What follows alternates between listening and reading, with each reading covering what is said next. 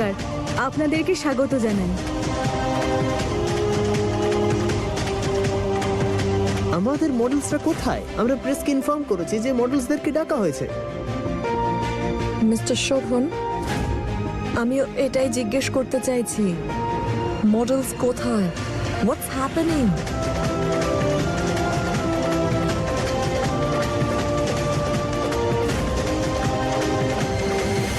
এখন শোভনবাবু সম্মান বাঁচানোর জন্য এই একটা রাস্তা বেঁচে আছে। ওই মডেলগুলোর বদলে আমরাই ওই পোশাক পরে অনুষ্ঠানে চলে যেতে পারি।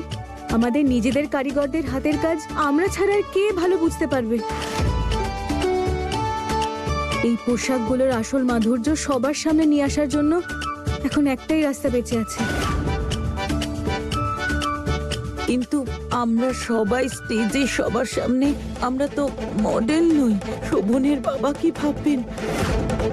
এই পরিবারের বউয়েরা এইভাবে স্টেজে সবার সামনে? না না না, আমি এটা পারবো না। একদম ঠিক বলেছে দিদি। কি বলছো তুমি এসব বৌমা? এই বাড়ির বউরা যদি এসব কাজ করে তাহলে কি সম্মান থাকবে আমাদের? ছোট মা শুনুন, এই বাড়ির মেয়েরা যদি এই বাড়িরই সম্মান বাঁচানোর চেষ্টা করে তাহলে আমাদের সম্মান কমবে না, বরং বাড়বে।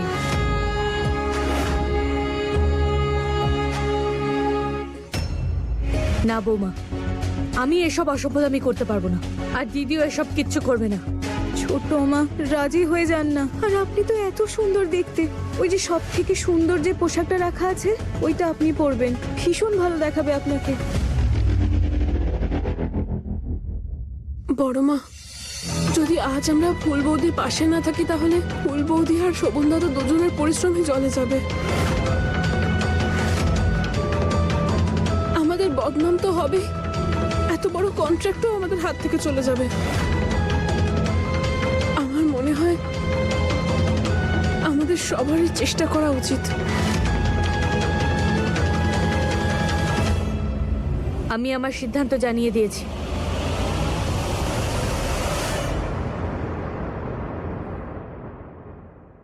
বৌদি, তুমি ভেঙে পড়ো না। আমরা আমরা রানীকে বরং দেখে নিই। তাড়াতাড়ি চলো, হাতে একদম সময় নেই, আমাদের তৈরি হতে হবে। আর যদি বাবা রেগে যান তাহলে আমি আর ফুল এই দোষ স্বীকার করে নেব। আমাদের এই দেশে যত রকম রঙের বাহার আছে, যত রঙিন এখানকার পোশাক হয়, তার থেকেও অনেক অনেক বেশি রঙিন আমাদের এখানকার মানুষের মন। সেই জন্যই তো এখানকার মহিলাদের হাতে তৈরি পোশাক এত সুন্দর। আর তাছাড়া এখানকার লোকেরাই যদি সেই পোশাকগুলো তৈরি করে তাহলে তার থেকে ভালো আর কি হতে পারে? একজন সাধারণ মানুষও যদি এই পোশাকগুলো পরে তাদেরকেও ভীষণ সুন্দর দেখায়।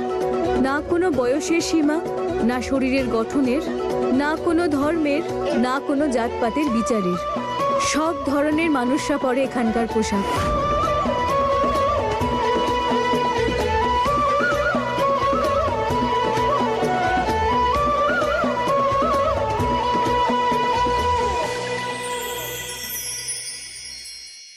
এটা তুমি কি করলে ফুল? আর কাউকে জিজ্ঞেস না করে এর কি জবাব দেব আমরা আমাদের ক্লায়েন্টসদের, মিডিয়াকে, গেস্টদের?